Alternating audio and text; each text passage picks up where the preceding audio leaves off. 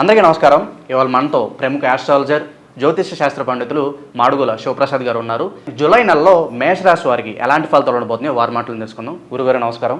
ఆశీర్వచనం. గురుగారు, జూలై నెలలో మేషరాశి వారికి ఎలాంటి ఫలితాలు ఉండబోతున్నాయి కాస్త వివరించండి గురుగారు. శ్రీ మహాగణాధిపతయే నమః. ఐం మహాసరస్వత్యే నమః. శ్రీ లలితాంబికాదేవియే నమః. మాస ఫలాల కార్యక్రమములో భాగంగా ప్రతి నెల కూడా ఈ మాసములో 12 రాసుల వాళ్లకు ఎలా ఉంటుంది, ఏమిటి, ఎలా జరగబోతున్నాయి అనేటువంటి విషయము గురించి మనము ప్రతిసారి చెప్పుకుంటూనే ఉన్నాం.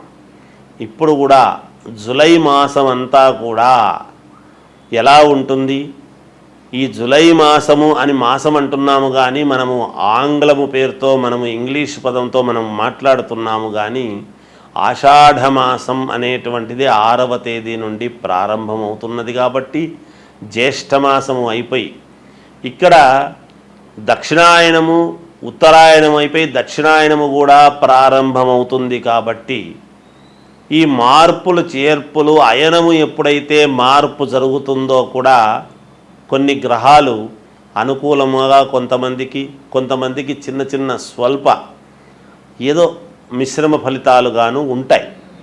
అయితే ప్రతి వాళ్ళు కూడా వ్యక్తిగతమైనటువంటి జాతకాలు అనేటువంటివి చాలా అవసరం. ముఖ్యంగా అందరూ ఒకే లగ్నములో పుట్టి ఉండరు కదా. ఎవరెవరు ఏ లగ్నములో పుట్టి ఉంటారో ఆ లగ్నము నుండి మనము చూసుకోవాల్సినటువంటి అవసరము ఉంటుంది. కాబట్టి పైగా ఈ మాసములో శని వక్రగతి అనేటువంటిది కూడా ఉన్నది. కాబట్టి ఎవరెవరికి ఎటువంటి ఫలితాలు ఇస్తారు, ఏమిటి, ఆ ఫలితాలు ఎలా ఉండబోతున్నాయి అనేటువంటి దాని గురించి ఇప్పుడు నేను మీకు క్షుణ్ణంగా తెలియజేస్తాను. జూలై నెలలో మేషరాశి వాళ్లకు చాలా అనుకూలముగా ఉన్నది. వ్యాపారాలు అన్నీ కూడా లాభసాటిగా చేసుకోవడం జరుగుతుంది. వ్యాపారాలు చేసుకునేటువంటి వాళ్లకు ఆదాయానికి లోటు ఉండదు, ఎటువంటి ఇబ్బందులు ఉండవు. నూతన వస్తు వాహనాలు కొనుగోలు చేసుకునేటువంటి విధముగా ఉంటుంది. అంటే ఇంతవరకు వాహనాలు లేవా, ఈ రాశి వాళ్ళకి ఎవరికి ఉండవా అంటే ఉంటాయి. ఎప్పటి నుంచో ప్రయత్నము చేస్తూ వాహనం కొనుక్కోలేకపోతున్నామే అనుకునేటువంటి వాళ్లకు ఇది ఉంటుంది. అలాగే ఇంకొక విశేషం ఉంది. ఈ మాసములో వస్త్ర వ్యాపారాలు చేసుకునేటువంటి వాళ్ళు ఉంటారు. అంటే గుడ్డల దుకాణాలు, ఇప్పుడు రేమాండ్స్ అని ఏవేవో షాపులన్నీ చాలా ఉన్నాయి కదా. గుడ్డలు అమ్ముకునేటువంటి గుడ్డలం వాళ్ళు, శారీసు, ఇక ఒకటి అనేటువంటిది ఏముంది, బజార్లోకి వెళితే అన్ని షాపులు అవే కదా, గుడ్డల షాపులే. ఈ వస్త్ర దుకాణాల వాళ్లకు మాత్రము మహాద్భుతముగా ఉన్నది, లాభసాటిగా ఉంటుంది. ఆషాఢమాసం సేల్స్ అని కూడా పెడుతుంటారు చూడండి, బ్రహ్మాండంగా ఉంటుంది. మీకు చాలా లాభాలు పొందుతారు వాళ్ళు. చిన్ననాటి మిత్రులను కలుసుకోవడం జరుగుతుంది. అలాగే కుటుంబ సభ్యులతో పుణ్యక్షేత్రాలకు వెళ్ళటము కానీ వెళ్ళటానికి ఒక మార్గము ఏర్పరచుకోవటము కానీ జరుగుతుంది గాక.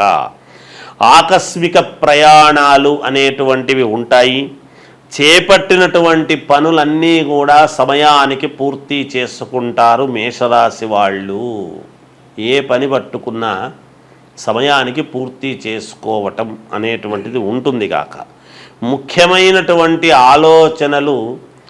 ఆలోచన చేయటం అనేటువంటిదే కాకుండా ఆచరణలో పెట్టడానికి చాలా ఉపయోగపడుతుంది ఈ మాసం.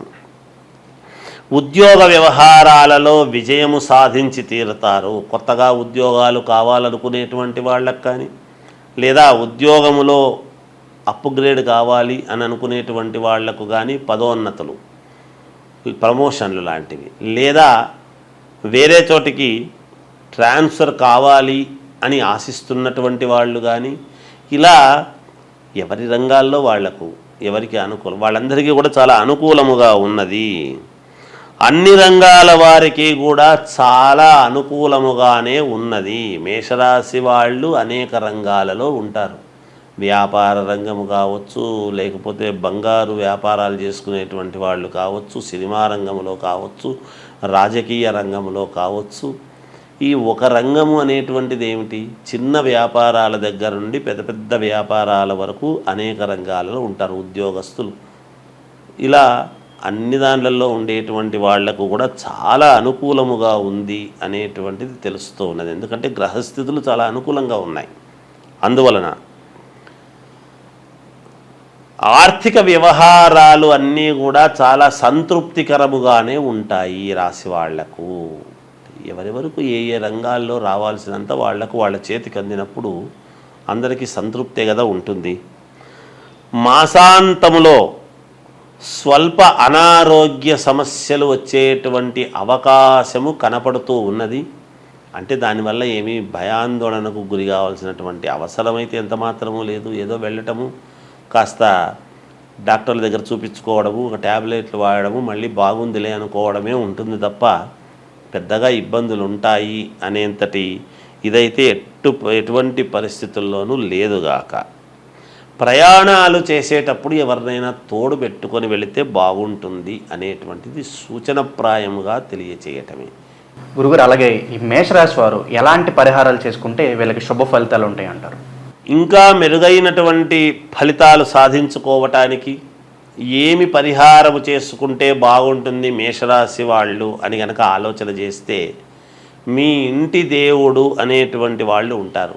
రాశి వాళ్ళు అందరికీ ఒకే పరిహారము ఉండదు ఎప్పుడూ కూడా, అవి వేరు. అయితే ఇక్కడ ఎవరెవరి ఇంటి దేవుడు వాళ్లకు ఆ ఇంటి దేవుడిని ఆరాధిస్తే మేలు జరుగుతుంది గాక. ఇంటి దేవుడికి సంబంధించినటువంటి గుడికి వెళ్ళటము కానీ, ఆ ఇంటి దేవుడిని స్మరించుకోవటం కానీ చేసినారంటే ఈ మాసమంతా మీకు మేలు జరుగుతుంది అని తెలియజేస్తున్నాను. జూలై నెలలో మేషరాశి వారికి ఎలాంటి ఫలితాలు ఉండబోతున్నాయో తెలియజేసింది. ధన్యవాదాలు గురుగారు. అందరికీ నమస్కారం.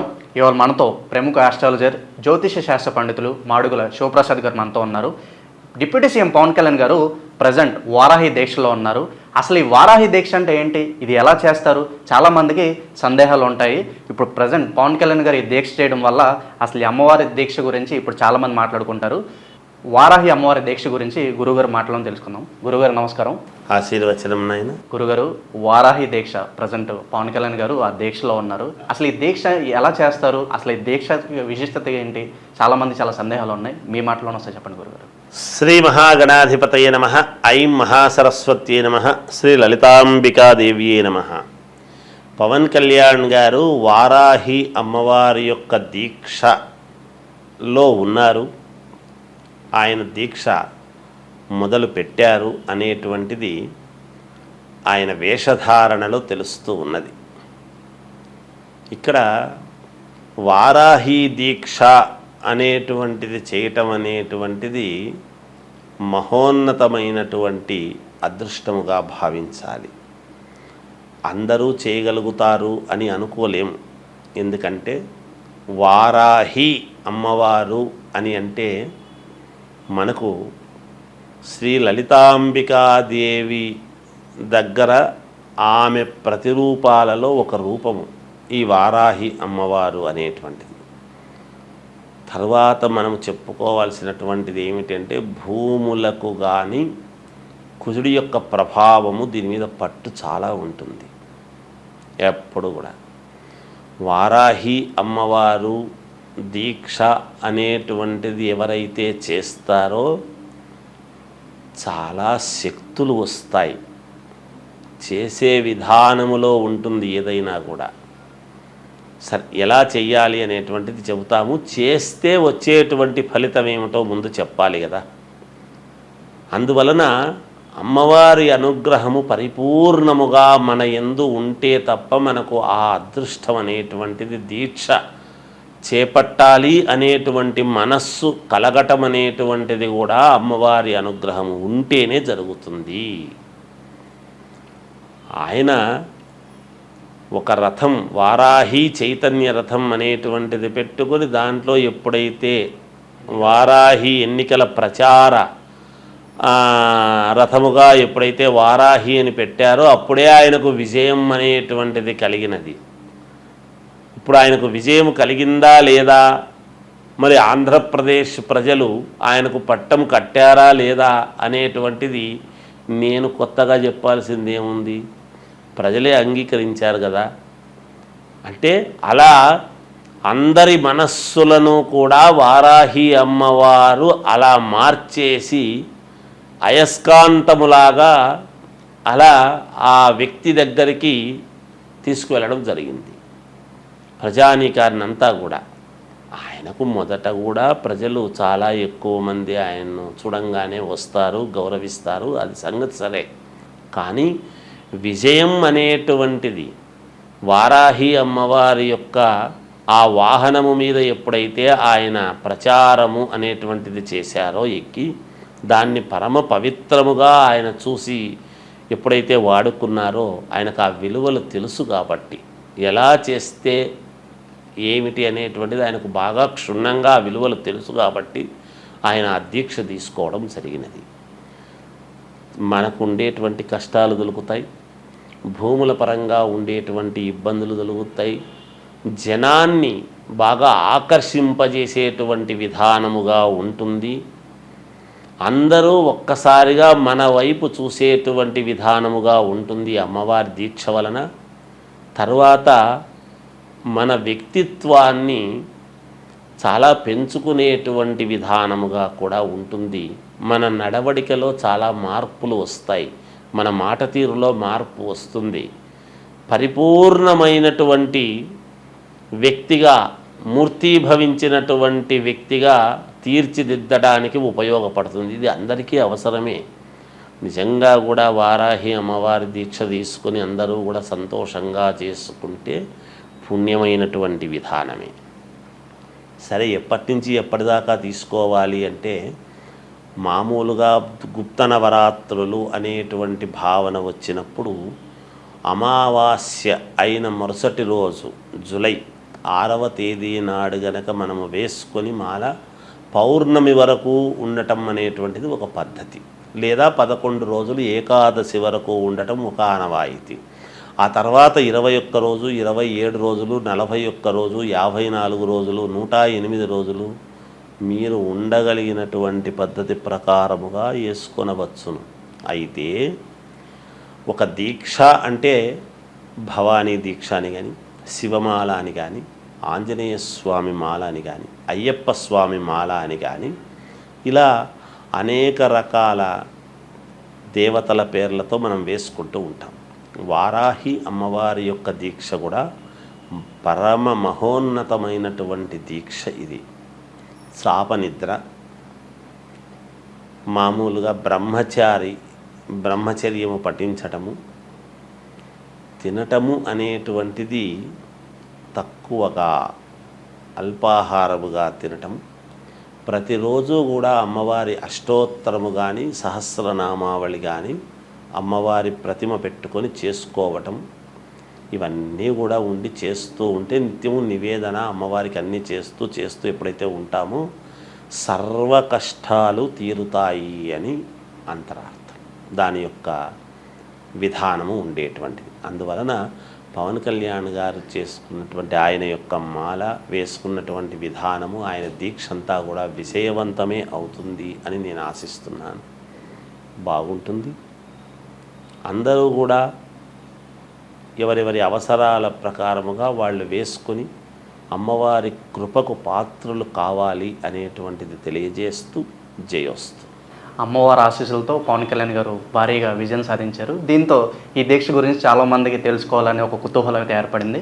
అయితే ఈ వారాహి దీక్ష అనేది ఎలా చేయాలి, దీనివల్ల కలిగే ఫలితాలు ఏంటో తెలియజేసినందుకు ధన్యవాదాలు గురుగారు.